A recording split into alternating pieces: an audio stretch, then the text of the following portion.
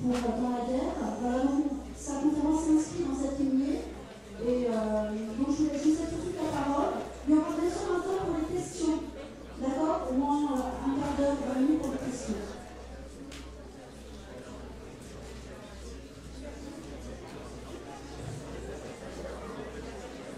Bonsoir.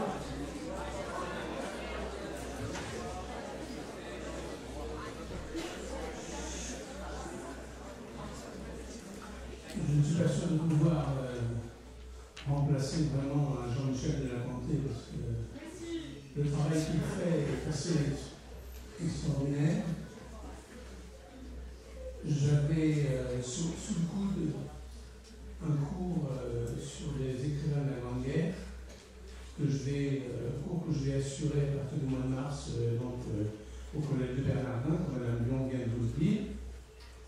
En fait, c'est une série de conférences, 12 conférences. Là, je vais essayer de réduire en une seule. Les écrivains de la Grande Guerre ou les écrivains dans la Grande Guerre. J'ai limité délibérément mon corpus de texte à la période 1913-1930. Pourquoi ces deux dates? 1913, parce que c'est la date d'un poème de Charles Péguy. Charles Péguy qui est mort, qui est un des premiers morts avant même la bataille de la Marne en septembre 14. Il est mort le 5 septembre. Et 1930, parce que c'est la date d'un livre qui a suscité une très forte polémique, qui s'appelait Témoin, et livre dont j'aurai l'occasion de vous parler, dans lequel l'auteur faisait la recension de le recensement de tous les auteurs qui avaient écrit après avoir vécu la Grande Guerre, et il décernait à certains le titre de bon témoin et à d'autres le titre de témoin moins sérieux. Alors voilà, c'est deux dates. Avant de commencer, je voudrais vous lire 3 petits textes, sans vous dire leur époque ni leur auteur. Là, je disais des milliers de Romains, fantassins et cavaliers, pêle-mêle comme le hasard pendant le combat de Vérémie ou pendant la fuite. Certains se levant au milieu des cadavres sanglants, réveillés par le froid du matin qui pinçait leurs plaies, furent tués par des ennemis. D'autres, certains même parmi les gisants, furent trouvés vivants, les cuisses ou les jarrets coupés, et ils mettaient à nu leur cou et leur gorge, en demandant qu'on répandît ce qui leur restait de sang. On en trouva certains, la tête enfouie dans la terre creusée, et l'on voyait bien qu'ils s'étaient fait eux-mêmes ces trous, et qu'en se couvrant le visage de terre amoncelée, ils s'étaient étouffés. Tite-Live, auteur romain du 1er siècle après Jésus-Christ.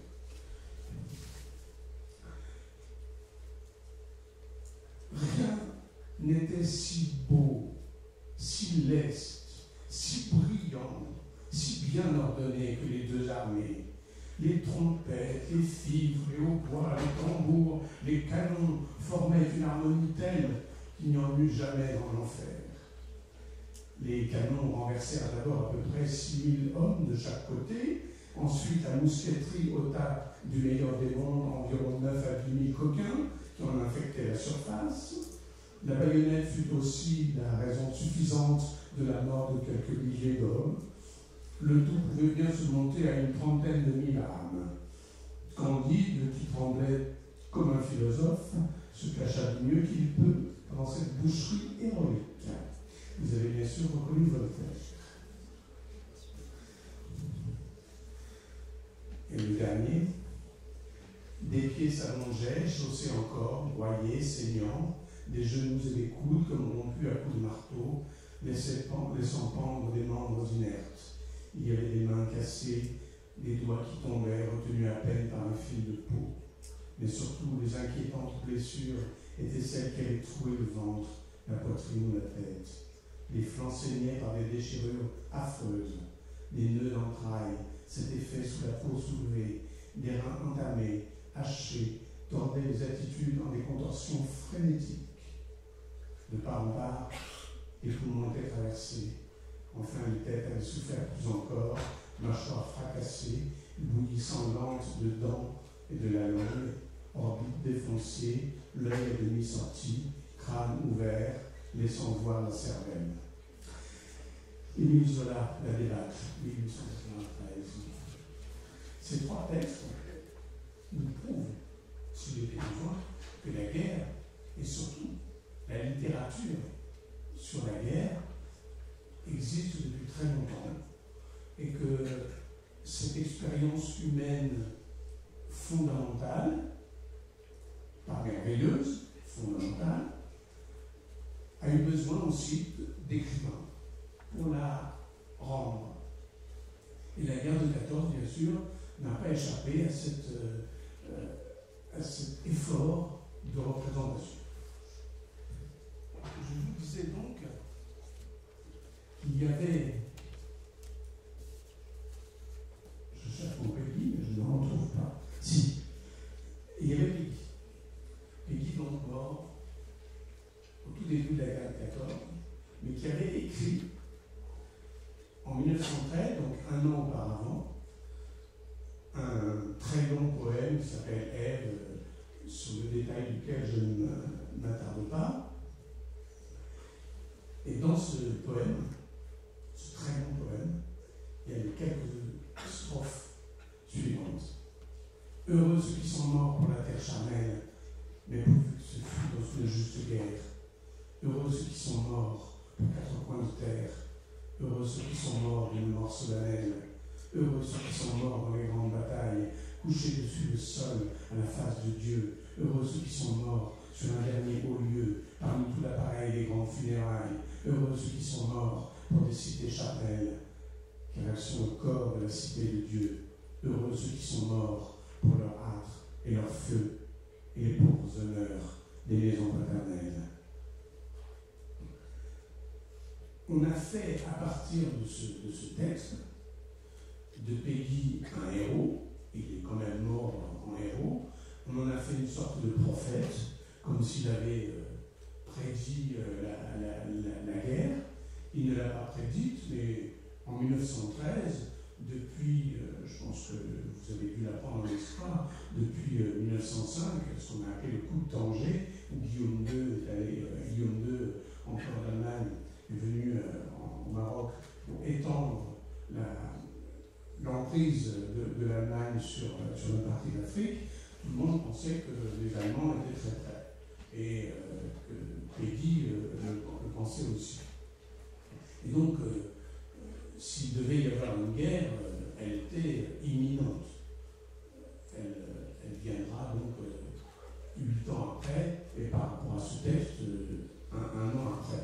Il n'y a là aucune prophétie, mais c'est vrai que le climat est...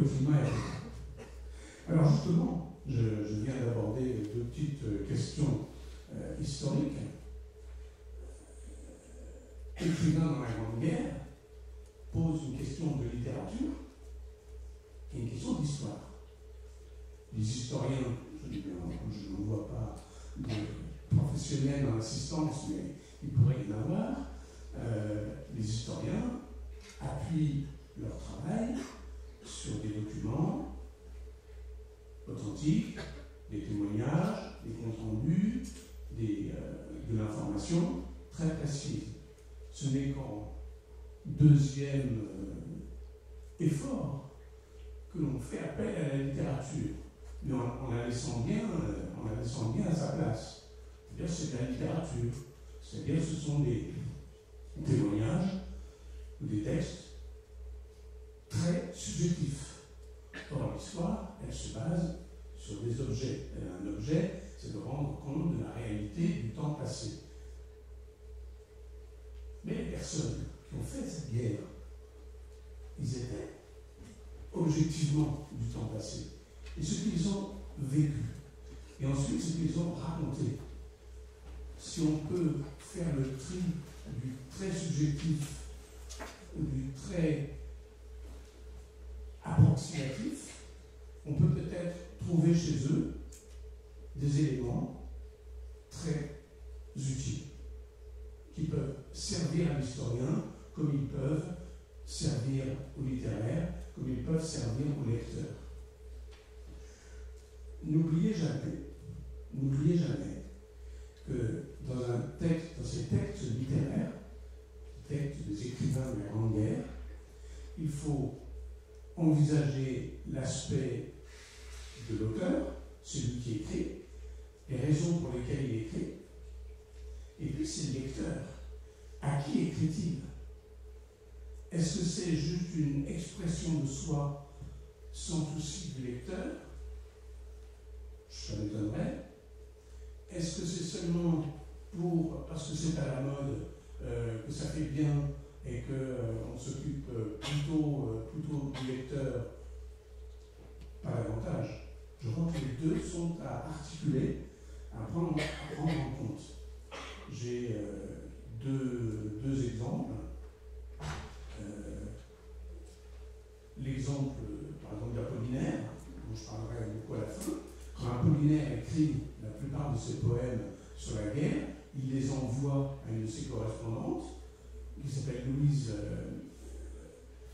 de Châtillon-Coligny, qu'il aime, mais qui, lui, n'est pas aimé en retour. Donc tous les textes qu'il écrit, c'est pour essayer d'attirer l'attention de la belle sur ce qu'il a écrit. Et il parle de la guerre, mais il parle aussi beaucoup d'amour. Et il nous parle aussi beaucoup de la guerre. Donc c'est un écrivain de la Grande Guerre, mais pas seulement pour parler des tranchées et des batailles. Et aussi, c'est pas seulement une expression de soi, c'est aussi une lettre et un poème adressé à.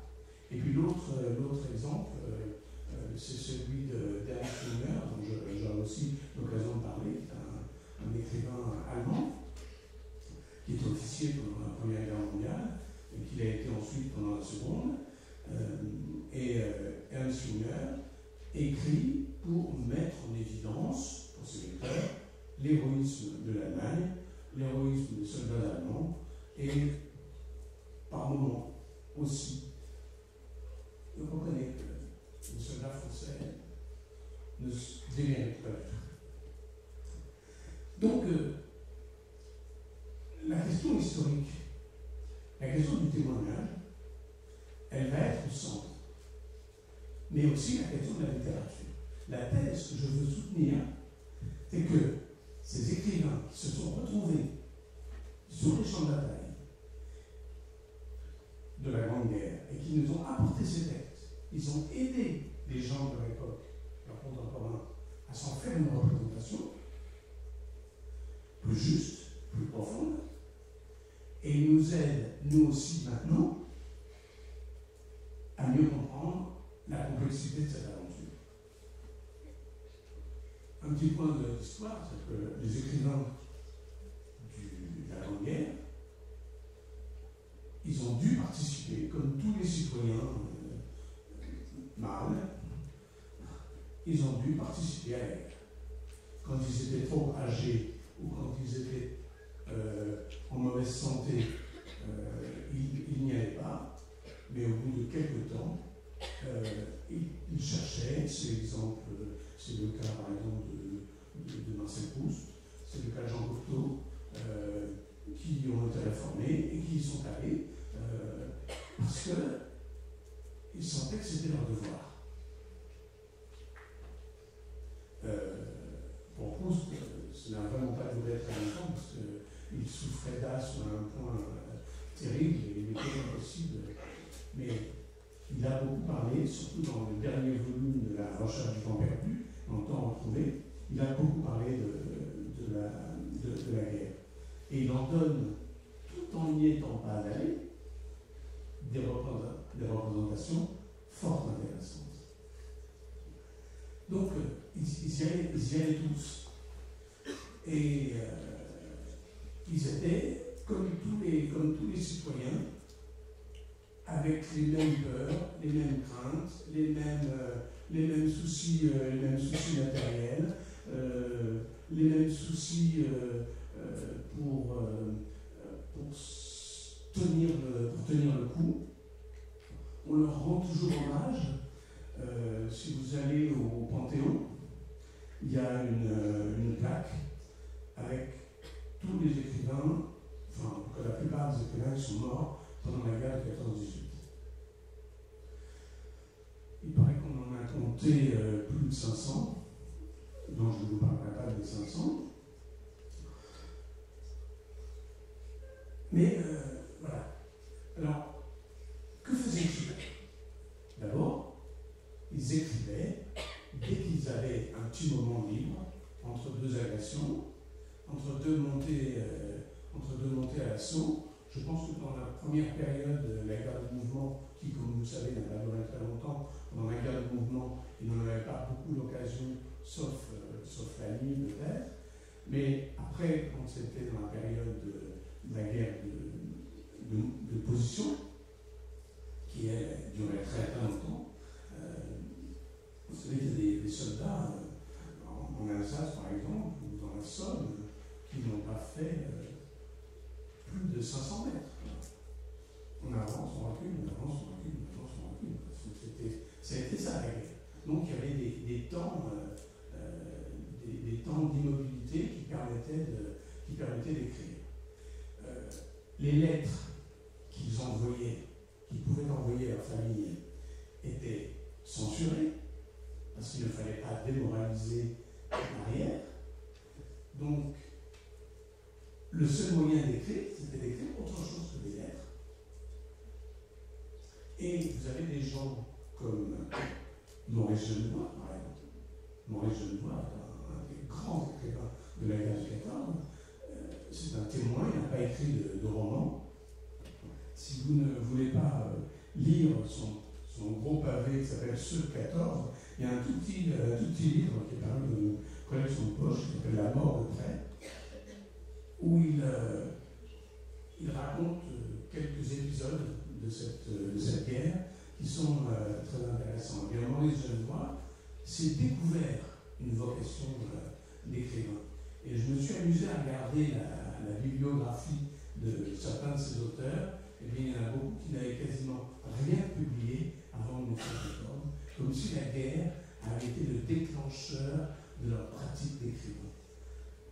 Parfois, les événements monstrueux doivent avoir des effets bénéfiques de créer des écrivains. Donc, ils écrivent pour eux-mêmes, ils tiennent un journal. Les deux grands livres, parmi beaucoup d'autres, il y a deux grands livres de la guerre de 14, ceux de 14 de Maurice Genevoix et celui d'Ernst Junger dont je vous ai parlé, qui s'appelle Orage d'acier, sont des livres qui au départ sont des journaux, un peu de journal qui tiennent au jour le jour, où ils racontent tout ce qu'ils ont fait. Et puis après, ils font un travail littéraire, dont nous reparlerons. Ils font un travail littéraire, cela devient un livre. Et puis vous avez d'autres personnes, comme Barbus par exemple, Barbus qui publie un livre qui s'appelle Le Feu, qui en fait est un roman, bien que le sous-titre soit Le Feu, journal d'une escouade, c'est quand même un roman, et on le lui a reproché par la suite, c'est Jean Tonneru, dont j'ai déjà parlé, on le lui a reproché, mais c'est quand même un romancier, et c'est quand même quelqu'un qui a été un témoin de la Grande Guerre. Ils écrivent, ils témoignent, parce que ce qu'ils vivent est unique. Vous le savez, historiquement, la guerre de 14, c'était qu'on a appelé la Grande Guerre. C'est une guerre qui est devenue de plus en plus mécanique. Les hommes sont devenus une espèce, excusez-moi pour cette expression qui est affreuse, une espèce de chair à canon, parce que le matériel qui a été utilisé pour cette guerre a été de plus en plus perfectionné, les chars, les avions, les gaz, tout ce matériel a fait de l'homme une sorte donc, de chair à canon, de chair à gaz. Et beaucoup de ces hommes se sont demandé à un moment, mais sommes-nous toujours des hommes? Donc le seul moyen pour répondre à cette question, en dehors de la vie avec ses proches, le seul moyen de répondre à cette question, c'était d'écrire pour témoigner, oui, nous sommes encore des hommes, nous vivons, nous avons des choses à écrire. Là, la littérature, ce n'est pas la littérature de sang, ce n'est pas de la décoration, la littérature, c'est l'affirmation de l'humanité. Et quand on lit ces textes, on s'aperçoit qu'il y a à la fois le témoignage le plus réaliste possible et un travail d'émotion, essayer de rendre l'émotion. Alors, je vous ai lu tout à l'heure 3 textes de Tite-Live, Voltaire et Zola, mais si vous regardez dans l'histoire de la littérature, je veux dire, vous avez Homère, quand même l'Iliade, c'est la guerre de Troie, Virgile, c'est aussi la guerre de Troie, vous avez au Moyen-Âge les croisades racontées par Villehardouin, vous avez beaucoup plus tard toutes les batailles napoléoniennes racontées du côté français par des gens comme Stendhal, Balzac, et du côté russe, par exemple par Tolstoï. Guerre et peste, c'est un ouvrage absolument fondamental sur lequel on voit Napoléon sous un autre angle, nous Français qui aurions tendance à l'idéaliser, nous le voyons sous un autre angle. Eh bien, tous ces gens ont raconté la guerre, mais pas seulement parce que c'était un sujet, c'est un bon sujet, tiens, est-ce que je vais faire un livre sur la guerre, un livre sur les amours de ma famille, oh non, tiens, je vais prendre la guerre.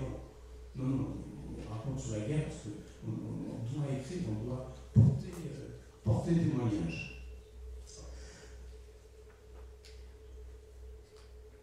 Qu'est-ce qu'on écrit? On raconte les assauts, on raconte la peur, on raconte les camarades, on décrit après. Je vais vous lire quelques textes, quelques morceaux de texte. Barbus, le feu. Bertrand est debout sur le champ en pente. D'un coup d'œil rapide, il nous embrasse. Quand nous sommes tous là, il dit « Allons, allons !» Les voix ont une drôle de résonance. Ce départ s'est passé très vite, inopinément, on dirait, comme dans un songe. Pas de sifflement en l'air. Parmi l'énorme rumeur du canon, on distingue très bien ce silence extraordinaire, des balles autour de nous. On descend sur le terrain glissant et inégal, avec des gestes automatiques, en s'aidant parfois du fusil agrandi de la baïonnette. L'œil s'accroche machinalement à quelques détails de la pente, à ces terres détruites qui gisent, à ces rares piquets décharnés qui pointent, à ces épaves dans les trous. C'est incroyable de se trouver debout en plein jour sur cette descente où quelques survivants se rappellent s'être collés dans l'ombre avec tant de précautions. Voilà, je pourrais vous en lire davantage. Un autre texte, c'est un texte d'un auteur allemand qui s'appelle Erich Maria Remarque, qui a écrit un livre qui s'appelle À l'Ouest, rien de nouveau. Oui, parce que du côté allemand, l'ennemi est à l'Ouest. Et dans ce livre, Remarque, il a un nom français, mais il est allemand. Remarque est un grand pacifiste et il raconte une histoire à un moment donné. C'est un petit épisode, ce n'est pas tout le roman, c'est un roman. Il raconte un épisode où un soldat allemand trouve un soldat français. Le silence se prolonge. Je parle. Il faut que je parle. C'est pourquoi je m'adresse à lui en lui disant « Camarade, je ne voulais pas te tuer. Si encore une fois tu sautais dans ce trou, je ne le ferai plus. Condition que toi aussi tu sois raisonnable. Mais d'abord, tu n'as été pour moi qu'une idée, une combinaison née dans mon cerveau, qui a suscité une résolution. C'est cette combinaison que j'ai regardée. À présent, je m'aperçois pour la première fois que tu es un homme comme moi. J'ai pensé à tes grenades, à ta baïonnette et à tes armes. Maintenant, c'est ta fin que je vois, ainsi que ton visage, et ce qu'il y a en nous de commun. Pardonne-moi, camarade, nous voyons les choses toujours trop tard. Pourquoi ne nous dit-on pas sans cesse que vous êtes vous aussi de pauvres chiens comme nous, que vos mères se tourmentent comme les nôtres, et que nous avons tous la même peur de la mort, la même façon de mourir, et les mêmes souffrances. Le livre a eu un grand succès dans toute l'Europe. En Allemagne, il a eu un peu de peine à avoir un certain succès, puisque venait de prendre le pouvoir une espèce de petit gnome monstrueux qui a sévi pendant 12 ans. Remarque a été obligé de s'exiler aux États-Unis. On raconte aussi, alors on m'excuserait pour ce texte qui est un peu brutal, c'est un texte qui décrit le champ de bataille après. Il y avait toujours, c'est un texte de Jean Giono. Jean Giono a écrit un livre sur la Grande Guerre, qui s'appelle Le Grand Troupeau. Et dans Le Grand Troupeau, donc, il y a ce passage sur le champ de bataille après. Il y avait toujours une trêve du petit matin à l'heure où la terre sue sa fumée naturelle. La rosée brillait sur la capote des morts. Le vent de l'aube, léger et vert, s'en allait droit devant lui. Des bêtes d'eau pataugeaient au fond des trous de buis. Des rats aux yeux rouges marchaient doucement le long de la tranchée. On avait enlevé de là-dessus toute la vie, sauf celle des rats et des vers. Il n'y avait plus d'arbres et plus d'herbes, plus de grands sillons, et les coteaux n'étaient que des eaux de craie, toutes décharnées. Ça fumait doucement quand même du brouillard un matin. On entendait passer le silence avec son petit crépitement électrique. Les morts avaient la figure dans la boue, ou bien ils émergeaient des trous, paisibles, les mains posées sur le rebord, la tête couchée sur le bras. Ils venaient les renifler, ils sautaient d'un mort à l'autre. Ils choisissaient d'abord les jeunes, sans barbe sur les joues. Ils reniflaient la joue, puis ils se mettaient en boule et ils commençaient à manger cette chair entre le nez et la bouche, puis le bord des lèvres, puis la pomme verte de la joue. De temps en temps, ils se passaient la pâte dans les moustaches pour se faire propre. Pour les yeux, ils les sortaient à petits coups de griffes et ils léchaient le trou des paupières. Puis ils mordaient dans l'œil, comme dans un petit œuf, et ils le mâchaient doucement, la bouche de côté, en humant le jus. Moi, vous voyez, ce qui m'impressionne là-dedans, ce n'est pas la description des rats. Ce qui m'impressionne, c'est que ces hommes sont sans sépulture. Vous savez que c'était des horreurs de la guerre de 14. C'est le nombre de soldats qui n'ont pu avoir une sépulture qu'après novembre 1918, donc après l'armistice.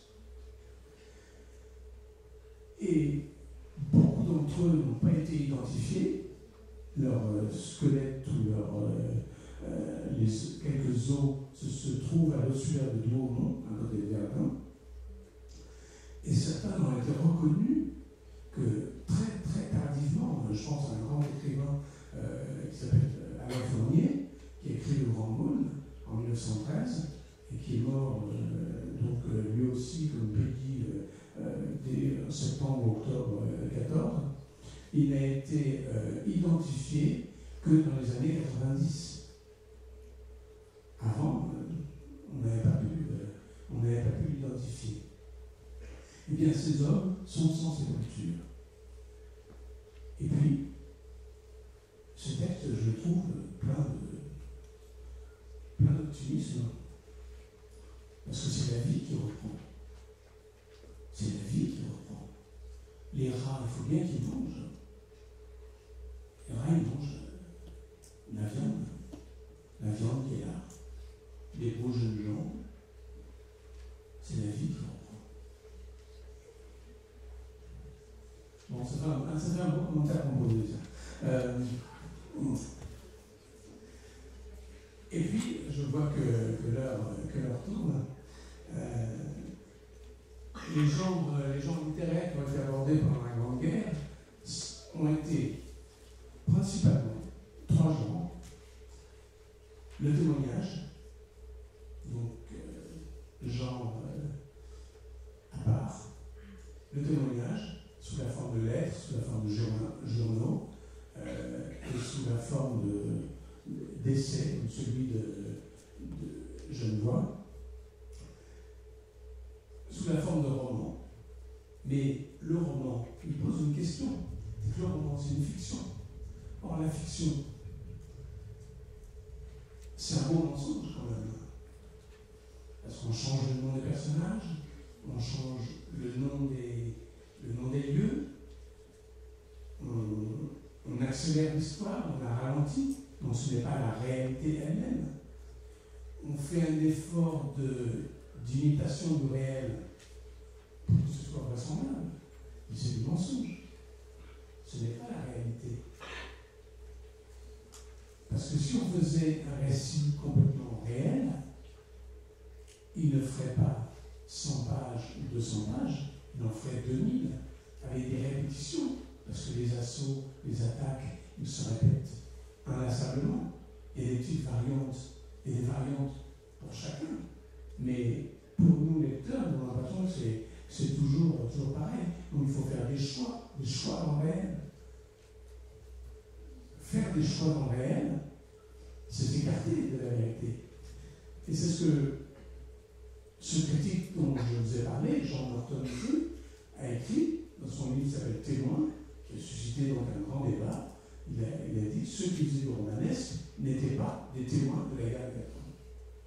Même si certains avaient fait 1 an, 2 ans, 3 ans, 4 ans, 4 ans et demi de guerre, ce n'était pas des bons témoins.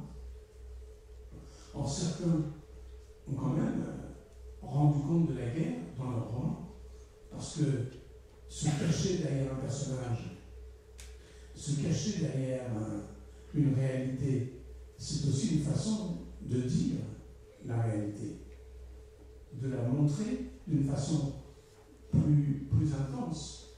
La réalité, elle est parfois un peu banale, elle est parfois un peu répétitive. Alors si on la transforme un peu, on peut la rendre encore plus convaincante. Et je pense donc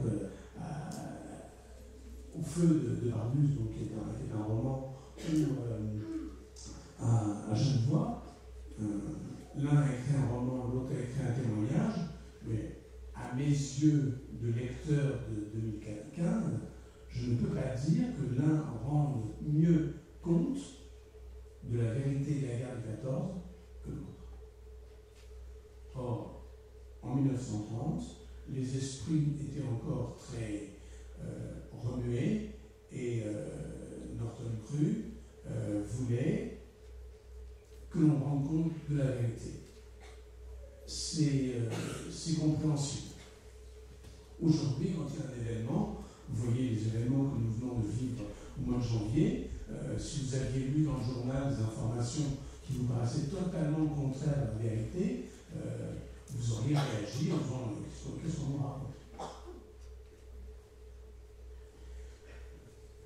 Donc, je voudrais terminer par deux auteurs. L'un, c'est Céline. Céline a écrit un livre qui s'appelle Voyage au bout de la nuit. Les premières pages de Voyage au bout de la nuit racontent la vie de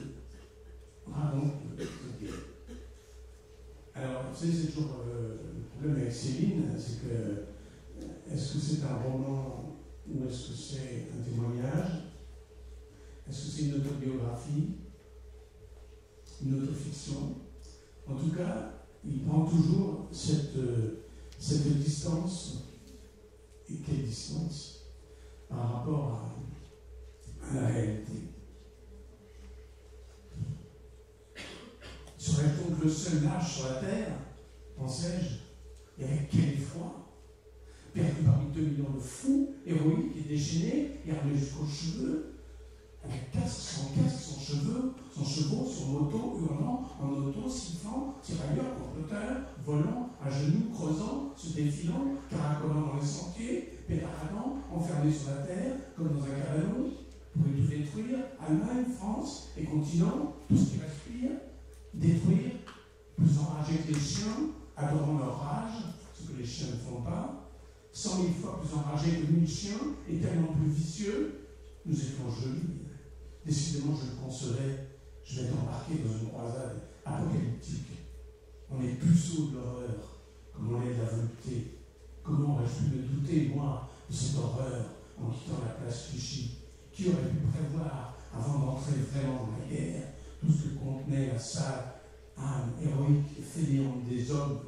À présent, j'étais pris dans cette fuite en masse, vers le meurtre en commun, vers le feu. Ça venait des profondeurs, et c'était arrivé. Vous avez là, chez Céline, à la fois ce style que vous avez, si vous avez déjà lu Céline, très reconnaissable, très proche de l'émotion, dans l'énumération, dans l'épique, il passe en permanence de singulier au pluriel, il est dans le subjectif et dans l'objectif, c'est un style très, très, très particulier, et puis n'hésitant pas à employer des formules chocs, comme celle-ci, on est plus sur de l'horreur comme on est de la volupté, faire cette comparaison entre ces deux, entre la volupté et l'horreur, c'est tout à fait audacieux. Eh bien, là, il y a un travail littéraire, parce que Céline, c'est quelqu'un qui travaille énormément ses textes. Ne croyez pas que ce soit qu'il ait la plume comme ça, non, pas du tout. Il travaille énormément jusqu'à retrouver le souffle. Et il arrive à nous rendre compte, lui, de la guerre, en passant par le style, en passant par un certain romanesque, donc peut-être en s'écartant de la réalité, et dans son énumération, l'énumération que je viens de vous lire, dans cette énumération, on a l'image de la guerre, cette de succession, tous ces personnages qui avancent, c'est ça la guerre, on avance tout le temps.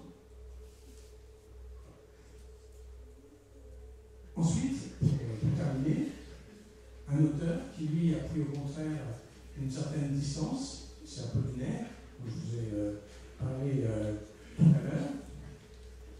Donc, comme je vois que le temps tourne, je ne vous lirai qu'un seul texte d'Apollinaire. Et je vais trouver.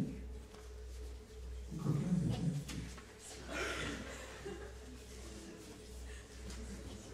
Il prend une distance, la distance de l'humour. Merveille de la guerre.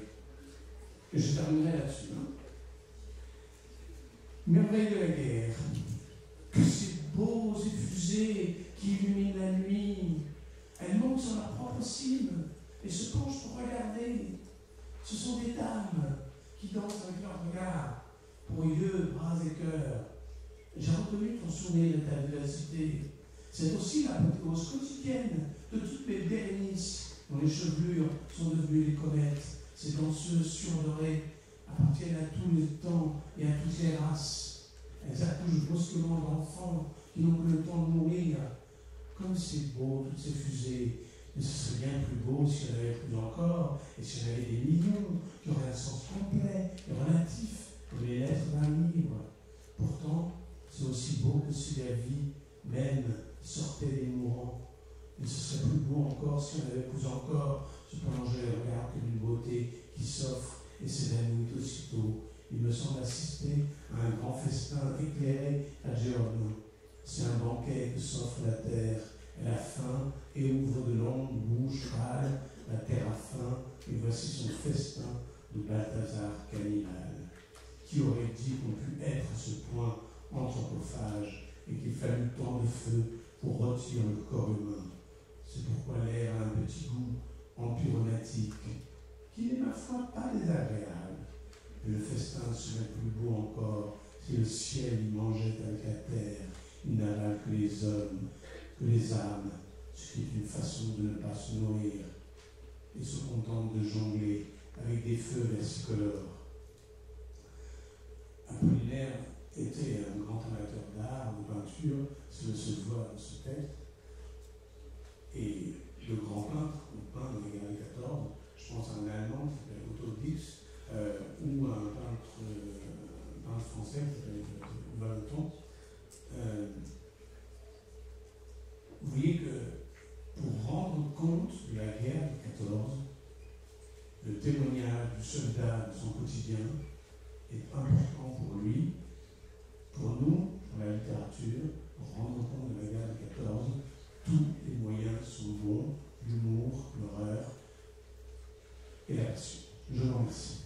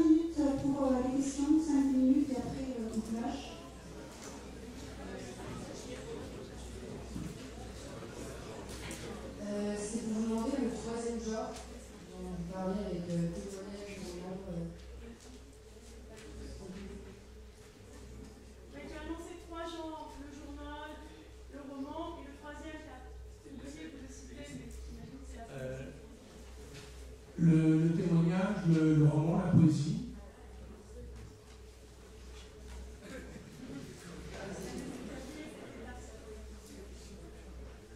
Il y a eu aussi théâtre, mais en France pas beaucoup. Il y a une pièce qui donne une certaine idée des suites de la guerre de 14, c'est Le Voyageur sans bagage de Jean Anouilh. Et autrement, c'est surtout dans le théâtre allemand, le théâtre expressionniste allemand,